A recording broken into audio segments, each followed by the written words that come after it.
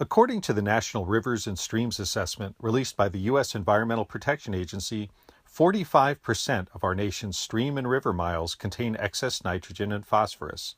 25% of the country's river and stream miles are rated poor for habitat.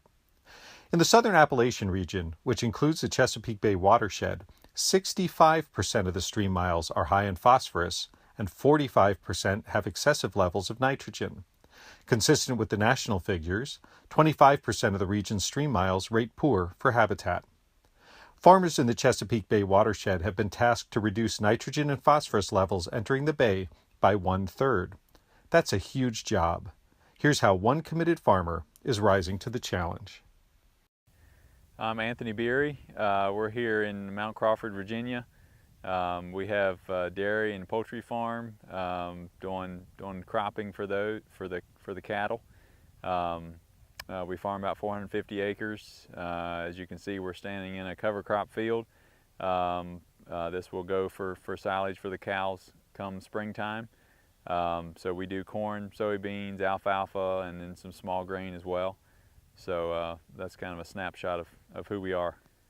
Well, we've been doing cover crops, I guess, close to always, just because of the cattle component. We've needed to forage. You know, we didn't call them cover crops back then, we just called them forage crops. And they're still serving that purpose, but they're serving the purpose of the cover crop as well. We're seeing a lot of benefits with being able to capture that water when it falls. It's not falling on bare soil, it's not washing away. You know, capturing that sunlight that happens, you know, even on these October, November days, this crop is still growing. It's still capturing that sunlight, turning it into nutrients, and so it's a boon for the soil, and it's a boon for the farm, for forage, the whole package. Being able to have these cover crops here that are capturing nutrients, but they're also stimulating the soil biology with the roots, the root systems. They're feeding that soil biology, that soil can then use those nutrients and build organic matter and continue to build and grow the soil, hopefully almost all year round. So the benefits of those cover crops being there and feeding the soil and providing that extra bump that we would lose if we stopped in September or August, you know, when the corn's done growing or the beans are done growing. We've got that organic matter that can keep ticking up. One of the benefits of the soil organic matter and the increased soil health is water holding capacity. The